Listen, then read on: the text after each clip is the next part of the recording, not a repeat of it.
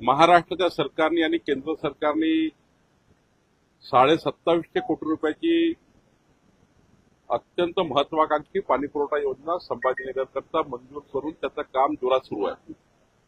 साधारण डिसेंबरपर्यंत या कामाला आपण ट्रायल घेऊ शकू, डिसेंबर 2025 पर्यंत, आणि जून 2026 पर्यंत या शहराला जी गरज आहे तेवढं पाणी मिळेल अशी व्यवस्था महाराष्ट्र शासनाने आणि केंद्र सरकारने केली आहे.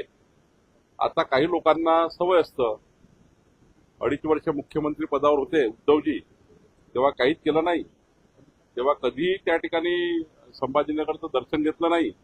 संभाजीनगरच्या पिण्याच्या पाण्याची एक बैठक मुख्यमंत्री म्हणून त्यांनी कधी घेतली नाही.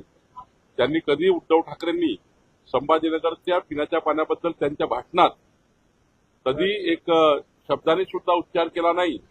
आणि आता आमचं सरकार आल्यावर ही योजना आता इतकी फास्ट सुरू आहे की ते पूर्ण होईल आणि संभाजीनगरचा पिण्याच्या पाण्याचा प्रश्न सुटेल.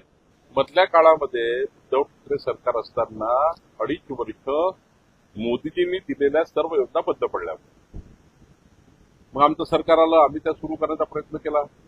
एक नळयोजनेचं काम चालू करणे आणि पूर्ण करायला 2-2.5 वर्ष लागतात, कारण त्याचं पाईपलाईन टाकावी लागतं, स्त्रोत्र बळकट करावे लागतात, पिण्याच्या पाण्याची टाकी बांधावं लागतं वगैरे.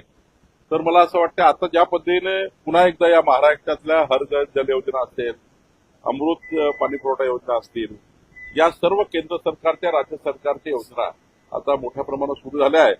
या उन्हाळ्यात थोडा त्रास होईल, पण पुढच्या उन्हाळ्यात मात्र बऱ्यापैकी महाराष्ट्र हा पाणी टंचाईच्या बाहेर झालेला दिसेल. नाशिकमध्ये जो हिंसाचार झाला त्याच्यामध्ये महाविकास आघाडीचे गट सापडले.